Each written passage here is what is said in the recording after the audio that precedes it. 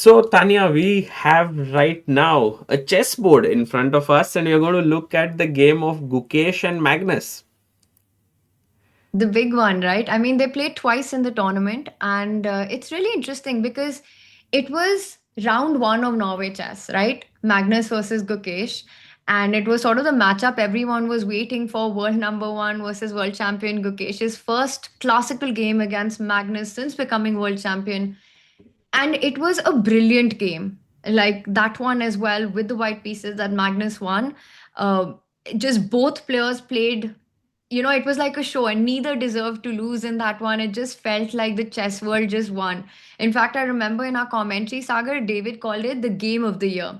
And I think it really felt like that, like it was such a powerful performance. And then this one, which was called the turnaround of the year. Yeah, that first one was very evenly battled until that time pressure where Gukesh went wrong. And it felt like now Magnus had that edge over Gukesh, and he had tweeted saying, "If you come at the king, you best not miss." And it was all that thing in the air. And Gukesh now had the white pieces. Yeah, so this was his second shot At in the tournament, and he started with e4. And it was really interesting because Magnus had just played a game against Fabi before this one. And in that game, so after bishop to b5 here, right, which was played by Gukesh, the Royal Lopez, Magnus usually has two moves that he chooses here. He either goes for a6, the normal Spanish, or he plays knight f6, which is the Berlin. Now, in that game with Fabi in the round before, he had gone for a6. He had gone for the normal, the usual standard Spanish. And then he had come in the confession booth and said it was sort of like the Berlin regret, he called it, because he Hmm, tried to transpose it into a Berlin. But Fabi got a great position out of the opening in this one, in fact. So it didn't work to Magnus's plan because Fabi really put the pressure in that one. right. And in this, it was a turnaround because against Gukesh, Magnus started with knight to f6.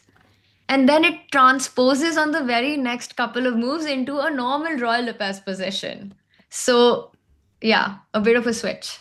Yeah, also, I think Magnus had this very clear approach that let's play a very solid opening with Gukesh because he will anyway mix up things. He's known for, this uncompromising approach with White. So I think Magnus was very much okay with Berlin. Yes, and I think this is something that's something I also feel so proud of, that all these Indian kids, whether it's Gukesh, Arjun, or it's Prague or anyone, or now I'm really excited to see Arvind also play in one in these super elite tournaments, that when they're playing against guys like Fabi, Hikaru, and Magnus, they don't let that get into their head. Like they just stick to their style. They play for a game. They try to push for an advantage. It doesn't matter. They're sort of playing the position and not the player. And especially against Magnus, that's hard to achieve. He's a player who sort of has this presence in everyone's mindset, right? But I think with this younger generation, the Indian kids, but also with players like I think Nodebek, Ali Reza, they have that approach against these top guys. So that makes it very exciting. Correct. So And we get into this position, which is a very classic. Sorry, you were saying something. yeah, like this position exactly. I was trying to uh, analyze this. This knight maneuver is considered very common, right? You bring your knight from c6 to g6. Exactly. That's one of the very thematic plans. It's somehow started with a Berlin and transposes into a very thematic classical Royal Lepers position, where very often this black bishop on b6 we see on e7. But here it's got this archangel's kind of a situation where it's on the diagonal. Now, knight to e7 that you mentioned, it comes with two plans. One is to push the c pawn, you go c5, and either attack the center or control the d4 square. And the other is the maneuver that you were talking about, right? Knight e7, knight g6, always eyeing the f4 knight jump as well. So it comes with these two ideas, and this moment is very important because if white has to play a5, it has to be done right now. So if Gukesh had to go for it, he had to do it before c5 comes on the board. And then this is a different kind of a setup that happens. Once black achieves c5, then it's harder to get a5 in. Right. And so in the game, Gukesh went for d4, and he's trying to hit the black center but Magnus keeps it very solid with knight g6. Yes, and this is just part of the plan. So he uses that moment before d4 to transfer the knight. And once again, before knight f1 was the moment that, again, if you have to throw in a5, you need to do it now. Different kind of an approach and different middle games, but Gukesh continues with another thematic idea where white also transfers the knight to the g3 square. Hmm. And black goes c5.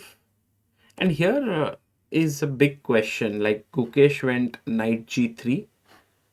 It's very tricky, and I think for someone who's watching this, should white push d5? Should white take on e5? Should white keep it? This is a very important question, right? In this position. I think you generally want to try to keep tension for as long as possible when you're white. Um, so I have played similar structures with the black pieces, and I'm usually very happy once white commits d5. Hmm. Also, if you want to play d5, you want to do it with the bishop on b7 and not on c8. The reason for that is that the bishop is not ideally placed on b7 if you block it with d5. So black often has to waste a tempo by coming back to reroute it. Hmm. Once you close the center in such positions, black also has the additional plan of trying to get f5 in. And it feels like the breaks become easier, f5, c4 at the right time, opening up the bishop diagonal, and feels quite harmonious for black. So I think keeping the tension makes a lot of sense as well.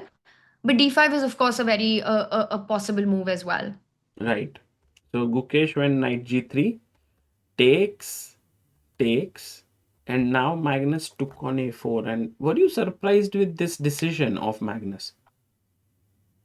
I remember him being in the confession booth. I don't know if it was this moment or a couple of moves up and down from here, but Magnus was feeling very comfortable with the position opening outcome. So maybe d5 was the approach in that position for Gukesh. I'm not really sure, but in general, overall, he felt that black is doing great. The pieces are well placed. The bishops are active. The knight he's managed to transfer without any problem, and he said that he felt he has free play. So he took this a4 pawn. I don't know if this was a move that we were thinking about, but looking at it on the board, I think how he followed it up, it made a lot of sense. And I think the key piece in this, for for black, it's funny, like it almost in retrospect is a game of minors. The minor pieces played a massive role. I would want everyone to notice Magnus's bishop on c8 over the next few moves. And for Gukesh, it was the knight. So for a big part of the game, that light squared bishop of Magnus played a massive role, and in the end part of the game, we'll shift our attention to Gukesh's knight. Okay. And also this move that Magnus played, b takes a4, in some ways fits in with this rook move, because now the rook is on the open file. So there is a weak pawn here that white puts pressure on, and black also puts pressure on this b pawn. Yes, I think it's one of the ways that you can play it, and I see our bar. It's sort of, I don't know if it's on or not, the evaluation Yes, bar, it's on. but it's on. So it seems to say that this was the right decision. And now this move by Magnus, right? As a follow up, like you said, the rook is also very well placed on the open B line. So what Magnus was trying to do is to provoke the move d5 now. Right. He wants Gukesh to close the center because of the pressure on the e4 pawn, and only once that happens, it's sort of like this chess principle, right? When the center is closed, you can move to play on the flank and see how that plays out, because it's just so instructive how black sort of builds on this position. Now the bishop on b6 has opened up. The bishop on b7 has done its job. By the way, another very important move by Magnus is a5. Give white one more move, and I think getting b4 in would would be what Gukesh would want in this position. So Magnus stops it, and by this move he also vacates an a6 square for the bishop to land on for future activity. Hmm. So bishop e3, and I again, as you said, once these two pawns are here, the bishop's job is done. Let's go back to this diagonal now. And this is one of the hard things to do in chess, and which I find so instructive in this game. Exactly right. You develop a piece, It's not a waste of tempo. It's not bishop b7, bishop c8, move kharab kar diya. It's that the bishop did its job. It's provoked white to close the center, and now it's always eyeing ideas on the king's side. There are always threats on this h3 square. So Magnus, for the second time, places the bishop on a square where it belongs, but the journey doesn't stop there. Yeah. b3, bishop takes, rook takes, and knight f4. And at this point, I got very excited because already there were sacrifices with bishop h3 in the air. Bishop takes pawn, knight takes g2 ideas, always something to watch out for once the queen and the bishop also line up. It just starts to look that slowly Magnus is taking over the game. There is control on the dark squares, right? This knight on f4 is such a strong piece. If you try to challenge it with a move like knight e2, maybe there are tactics, but at least black can always bring the other knight as well and then start reinforcing the f4 square with knight h5 ideas. So, Correct. very difficult now to get rid of this knight from f4. True, true. And also, like, if you look at the game, Gukesh played bishop c6.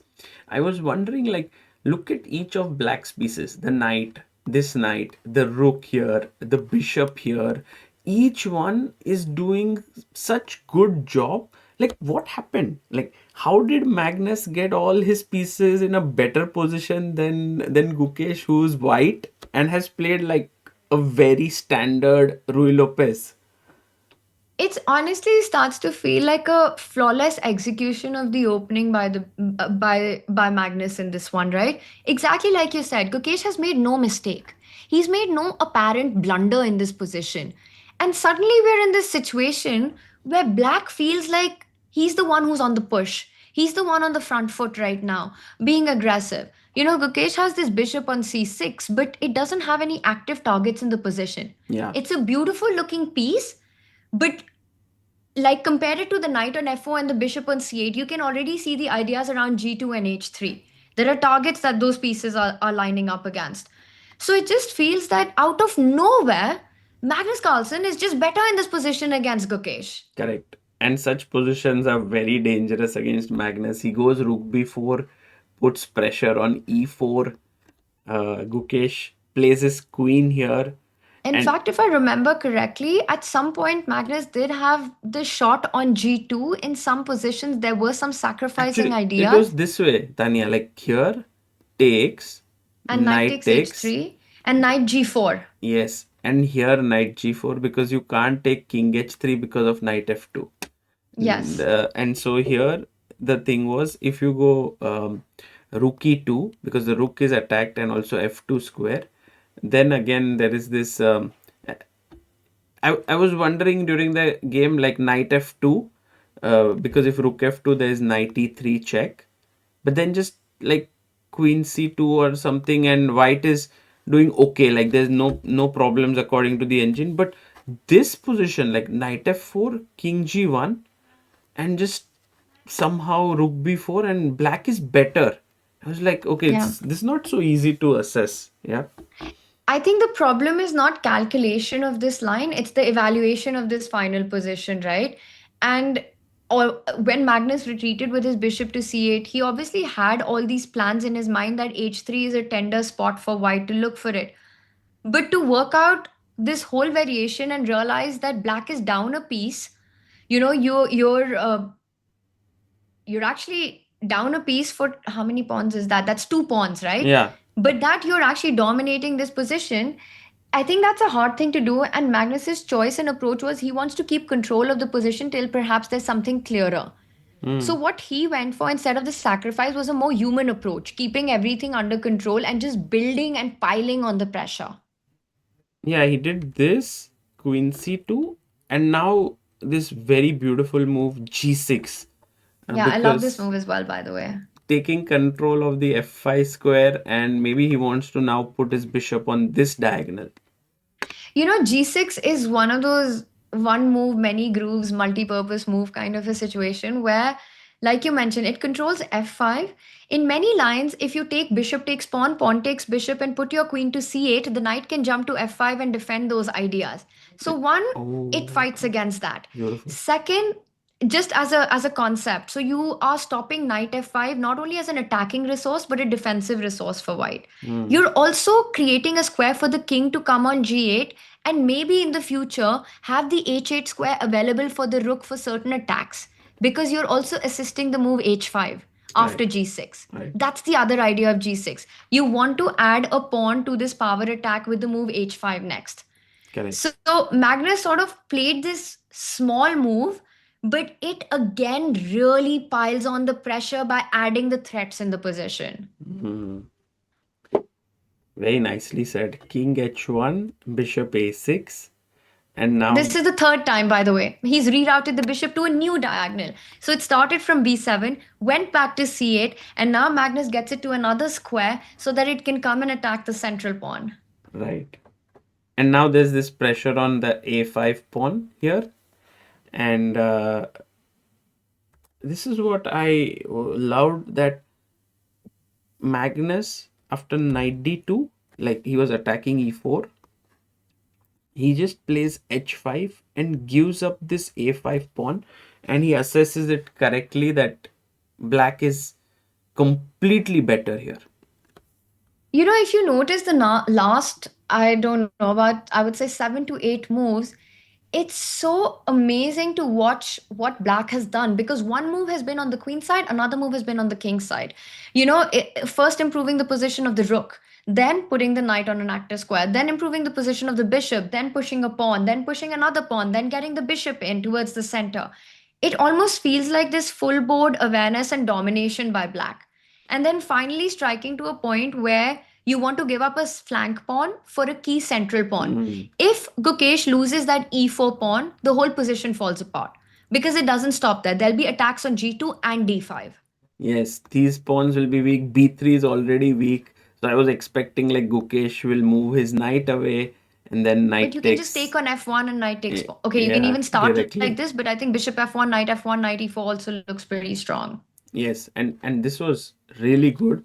But then suddenly Gukesh finds this interesting move, rook a4. It's like, And I think that is where we see Gukesh's strengths come into play, right? Of course, he realizes he's in big trouble. But I've noticed this about him. I mean, even when we zoom out and think about the candidates, think about the Olympiad, think about the World Championship, he just keeps fighting in yeah. every position. He has that pure never give up attitude and trying to make it extremely difficult for his opponent, no matter what the position is. And I think this game was so exemplary of that. The way he just keeps going. Say, I remember in the interview later, he also says that I almost wanted to resign at so many moments. But the important thing is that he didn't. And the He thing is, kept he saying no to that voice in his head. he always looked one move ahead, like what's the best move now, what's the best move now, what is the move that will help me survive. So it's a very interesting attitude to develop to defend worse positions, I think. I think it's one of his biggest assets is, and I think even the top players have spoken about this, is just the fight, the ability to keep the game going and to fight back in very difficult positions.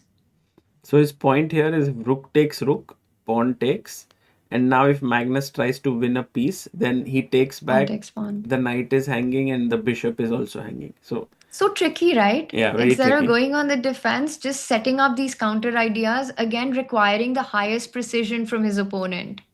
But Magnus finds the best move, rook f b8, keeping the pressure. Gukesh goes back. Again, the same thing. If you take, I take back. This is attacked, and then I'll take here. By the way, Tanya, you know this, in this position, like knight e2 should win this game. Ha. Oh yeah, because rook d3, knight c1. Exactly. And it's But then what's the move after knight e2 no, it actually? was winning. I think Magnus could have done this here. Uh-huh. Yeah, He that looks very strong. very strong, because you win a piece. You have to do this as Gukesh, like otherwise your piece down. Knight e2. Now I don't know if there's something here. Because you can't defend or move that bishop anywhere. I just wonder what's the move. Can you Mm, move the rook on e2? Like rook a1 or something? yeah, if Or is rook that? a1, then I have rook d4, and I have defended. But then we get into this knight f3 kind of complications, Yes, right? I yes, mean, it's you completely winning for black, but correct. goes on. Right. So this was, I think, for Magnus, there were many different occasions where he could have like sort of cashed Finished it in. off. Yeah, Yeah. finished it off. But he also played some strong moves. King G7 is a good move. Rook A7, and now this beautiful move Rook D4 to defend the bishop, so that if pawn takes pawn, he can move the knight away. Yeah, now he's threatening to take the knight, right? Because he's defended the bishop. So knight f3 attacks the rook. Yeah, and Also, very interesting resource by Gukesh. Just counter attack, counter offense. now if you take like rook knight takes d4, Maybe pawn takes pawn. ex- Can can pawn you go takes pawn pawn. takes pawn? Oh, that's also winning. Yeah, takes. Yeah, you're queening. So rook f3 maybe, and queen. Rook takes, Bishop takes. G2 and is hanging. your Oh, piece but up knight e6 here. check. No, just but piece up, right? Yeah, there's nothing after knight e6. Yeah, you just continue. You just move the king. Right. So Yeah, there in were a way, definitely a lot of moments where, like you said, Magnus could have cashed in on this. And so far, it's really been a beautifully no, played but game by because him. knight d4 is this is the point. Yeah, like this and queen is winning. So actually Gukesh took back fg3 here. Yes. And here is where uh, he he had this move where bishop e4, because now if g takes f4, Pawn takes check pawn. Check first, first. king h2, and ef4. Mm-hmm. And And you're like clearly better here, because this yeah, rook because is d5 is falling as well. right. And if rook e2, then there's this beautiful move, Tanya, black to play. Knight g4. Look at it. Yes, yes, Beautiful. exactly. That's stunning. Oh wow. That is beautiful. Checkmate. And Amazing. What a tactic. All because of g6, king g7. Just want to point it out. you're like, oh, what's Magnus doing there? And you had pointed that this H8 square is cleared here. Yeah. And I think it was easy for me to spot this because we just had that conversation, by the way. Correct, correct. So here this tactic would have been very strong, for because like after here, bishop e4, gf, and if you take like knight d4 instead of that, then also ed4, attacking the rook, and then g2 is under pressure. So this was also Yeah. takes, knight takes, Takes. gf4. Maybe you just take on. You just push. Don't even need to grab b3. Yeah, you can even do that. That's also winning. Yeah. So this was there, but Magnus found another tactic. He took h3, and his I point was remember if this you moment, take and I think it was also very strong, right? Knight takes pawn. right, Because you can't take the bishop because of knight f2. exactly. So Gukesh decided, and also if take, where does this rook go? Like, do you play like rook f3, rook e1? I don't know, rook e1. Already there's bishop e4. Yeah, pinning that pawn. You're just dominating this, and b3 falls, d5 falls, everything falls. So he took I mean, this position is completely winning. I see the bar, and it's almost close to a +5 advantage for Magnus, +4 maybe, yeah? correct, and so he takes here, pins the knight, king h2, and I thought Tanya like bishop f3, rook f3, Takes. check, king King g1, g1. e4, and this is like almost done Rook because e3. yeah, rook e3, and now rook d3, Oh, yeah. takes, and now this is hanging and the d pawn is strong. Knight e4 is coming. Correct. Knight e4, knight c3 is just winning. So in a way, I mean, this Magnus, I can Yeah, it's understand, right? Like unbelievable. why Magnus got so upset in the game, because they were like he was winning in like multiple ways for Yeah. multiple moves. I mean, this is a guy who never gives anyone a chance in such inverse positions. He converts it flawlessly, and we are talking about a huge winning advantage here. From a game, that he has played to perfection with the Yeah. black pieces. He has pretty much like outplayed white here in this game so far, not given a single chance, right? True. And he's really a player who doesn't let go of far less of an advantage than what he has here.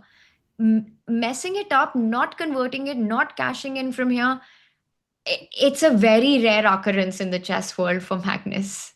Correct. He played rook d1, g4, and Gukesh is trying like g5 and win the bishop, but bishop d5, good move. Takes. Here I was comment. I was like, okay, let's end this game now. Let's let's Oh yeah. look at some other game. Oh, he's pawned down now, Gukesh, and also the knight jumped into f4. Yeah, I think we had also written this off completely. Even on our broadcast, it was okay, Magnus has this. This is in the bag for him.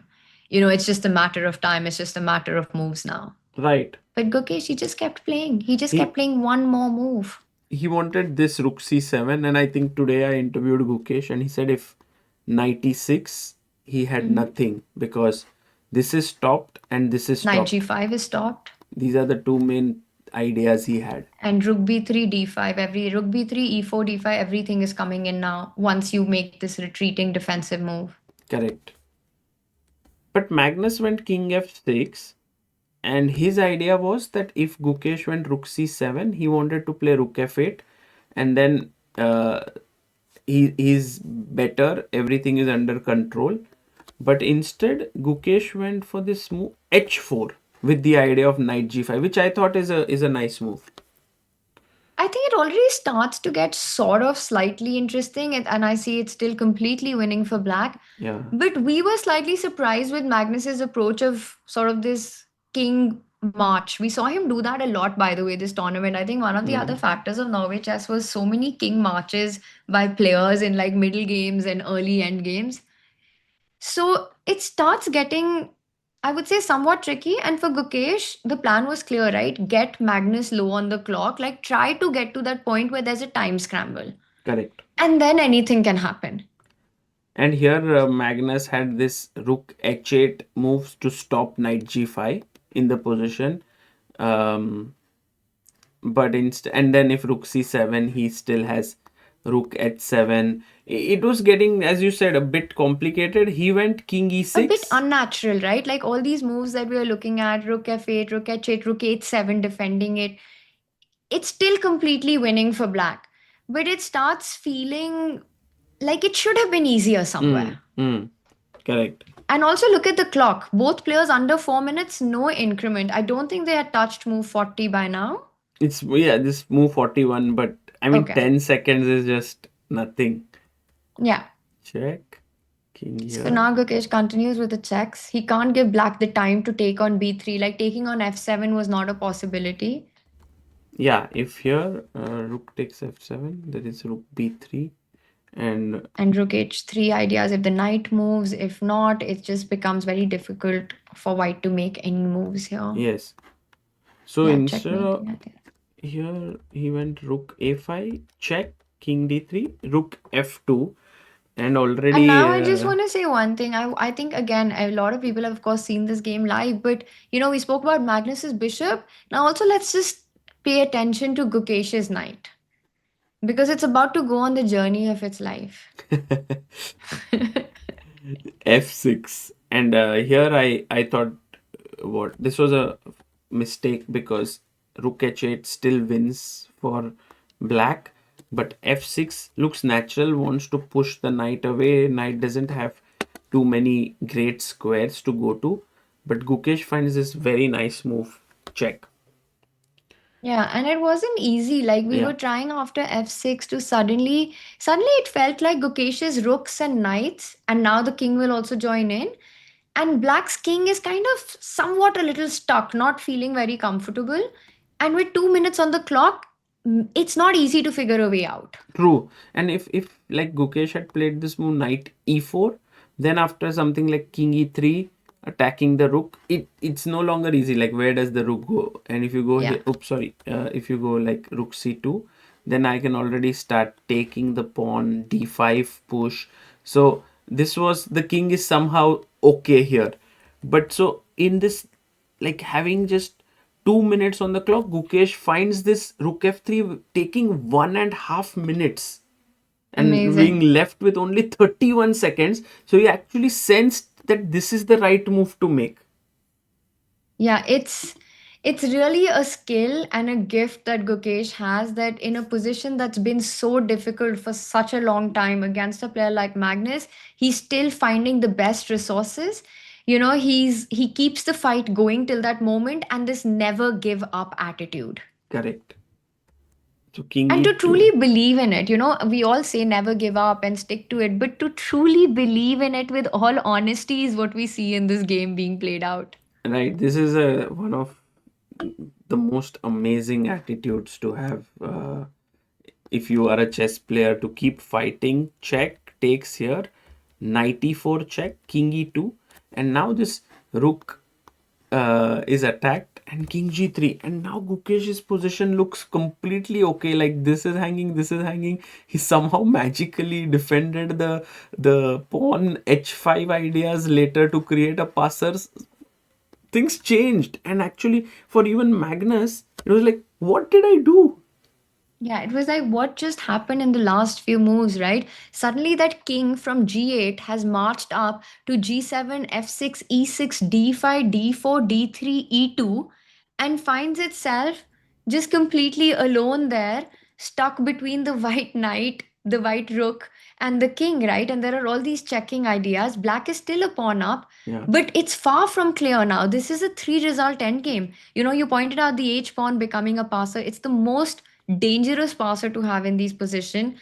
Magnus, you could see him on camera visibly not feel comfortable at all with what is happening, and the realization that okay, this is now just gone completely out of hand and it's anyone's game, and he's reaching the 1 minute mark. So I think even in our studio we started feeling the shift in energy and the momentum, and Gukesh, he was all leaned in, and yeah, you could see that this is the best position that he's had all game. correct. And then Magnus pushed the pawn to d5. Gukesh took here, rook f8, and this is where there were a lot of tactics. If the knight moves, for example, let's say knight d5, so that if you take, the rook is hanging. Magnus had this discovered check, Yes, and then he's winning the game totally, because I'll take back and I have just the take the pawn. e passer. Uh, so in a way here, Gukesh had like 38 seconds, and he plays rook f2. And as I said, like sometimes rook f2 doesn't work, sometimes it works. Yeah, here it was a good move. Yeah, and I think it gets even prettier. Now I think if you go king e3, Gukesh has knight takes But pawn Tanya, coming in rook with a check. f2, remember? Oh, yes, Yes. of course. Sometimes it works, sometimes it doesn't work. Yeah. Oh gosh. Yeah, the world championship match, rook f2 by Ding. It's the move that decided the world championship. Right. And here it was very important, because if he didn't give this check, he was totally lost if he Yeah. moves the knight. Yeah, rook f2. King e1. And this is important because he can't go to e3 because knight takes pawn comes with a check. So there are all these, you pointed out the knight h5 tactic, but there are a lot of these counter tactic ideas that exist on the f file. And now, Tanya, to understand that this move is Superb. fine, because now again you have knight h5, but because rook now takes rook f2, the rook is on f2, not f3. It's not a check anymore, and you can You can just actually, take the pawn. Can you just take pawn takes pawn? Is pawn i- takes pawn winning? this move somehow, according to the engines, after e4, g7, G7? king f1 with the idea of rook g2 holds. So wait, what is the holding move here for white? Is it just Now, how? I mean, Knight this, f6 and you take here, on d5, yeah? here, here, this, and then it's Yeah. holdable. So actually, knight h5, gh, rook f2, and you have to find this amazing move knight e5 because this is Oh, a knight threat. d3. Yes, Nice. yes, and this Crazy. Knights are just so incredibly tricky, right? absolutely. And so Magnus, I'm sure, looked at knight h5 and saw this doesn't work, and I have 47 seconds, panicked, and then gave this check, Yeah. which was the huge mistake because now And I Gukesh. wonder if he felt that Gukesh's knight doesn't come back in time. What happened in his mind at right now? Because Gukesh had to find that he needs to get the knight to a4. Maybe there were some other paths, but I think the way he did it was so clean and brilliant to find this in like 20 seconds on the clock. That your Yeah, knight needs to get to a4 and b2. and firstly, this works just, perfectly. The knight comes Yes. like this and checks and wins. So here Magnus went king e3, stopping knight e4, threatening d2. And if And the you only move now, take right? h5 is a draw because both Yes. sort of queen at the same time. Amazing. So knight a4, yeah, as you pointed out, beautiful move to come here. To come there, it also controls c3 square. I mean, it's such a side square to imagine this route of the knight from c5, e4 option, and a4. Just perfection. h5 takes king d2. कितना beautiful game है यार ये start से मतलब it's It has a lot of content actually. A it lot I of think different. you can actually write a whole book just on this game. Yeah, it's very nice. And then this finish, because these two pawns look so dangerous, but somehow the knight and king work together. And now if d2, knight e3, Just take it. queen, then just take, and your two pawns up. Yeah. And what a journey that knight went on, right? From a hopeless position to creating chances all across the board in this one. Uh yeah, and to think, like I was saying, right, you can write a whole book on this game, and to imagine that the most iconic critical moment actually happened after the game was over. Yeah, this is where the table bang happened and everything that we Rest discussed is in our history. previous video. But yeah, beautiful game, Tanya. It's like what 3 3:30 a.m. It's in almost India. 3:30, but no better way to You are still jet call it lagged. a night. You are Yeah. still in the European time zone. I don't know if I'm in European time, but I'm still in the Norway chess zone right now. So I think this game will be spoken about for many reasons for many years. Just yeah, just so many moments over the board, off the board, and so many memories with this one. Yeah. No, and thank you for sharing with this. I think this will remain as one game which is one of the most exciting ever games played, Truly. and we have this analysis that you've done. Like you kind of broke it down without too many variations to explain it. So thank you, Tanya, for doing this. I'm looking forward to Gukesh's insights on this game. I'm very excited that you've analyzed this, and I think we'll have all the variations in that one. Thank you. All right, Sagar. Thanks a lot. Bye. Bye.